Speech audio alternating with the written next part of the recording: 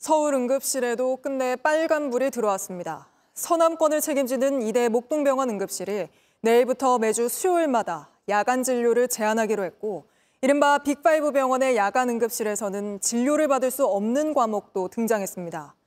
뿐만 아니라 아동 응급의료에 뚫린 구멍은 더 빠르게 커지고 있어서 제때 치료받지 못한 아기가 의식불명 상태에 빠지는 등 피해 사례가 잇따르고 있습니다. 그런데도 정부는 오늘까지도 위기 상황은 아니라며 반박에 나섰는데, 먼저 응급실 현황부터 황예린 기자가 보도합니다. 이대 목동병원은 당장 내일부터 응급실을 제한적으로 운영하기로 했습니다.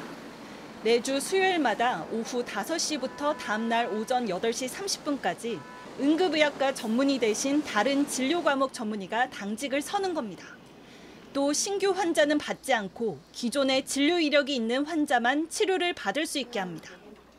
이 병원은 서울 서남권을 책임지고 있는 권역응급의료센터인데, 가본 적이 없는 사람이나 중증 응급 환자에겐 사실상 응급실 문이 닫히는 겁니다. 문제가 있는 건 이곳뿐만이 아닙니다. 아주대병원 응급실도 이달부터 목요일에는 심폐소생술이 필요한 중증 성인 환자만 받기로 했습니다. 정부는 이처럼 응급실 운영에 차질이 생긴 병원 23곳을 집중 관리하겠다고 밝혔습니다. 내일부터 강원대병원, 세종충남대병원, 이대 목동병원에 군의관을 추가 배치할 계획입니다. 또한 건국대 충주병원 운영 제한에 대비해 충북대병원에 군의관을, 충주의료원에 공보의를 배치해 정부는 또 추석 명절 응급의료에 어려움이 없도록 하겠다고 했습니다. 하지만 당장 가톨릭대 여의도 성모병원은 오는 14일부터 연휴 5일 동안 응급실 야간 운영 제한을 검토하고 있는 걸로 나타났습니다. 이른바 빅5 병원에선 야간 응급실에서 안과 진료를 받을 수 없는 상황입니다. 눈을 심하게 다쳤을 때 시력 회복의 시기를 놓칠 수 있는 겁니다.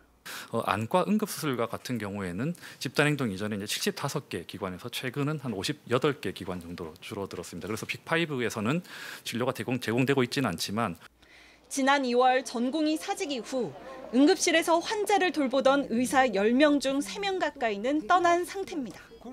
JTBC 황예린입니다.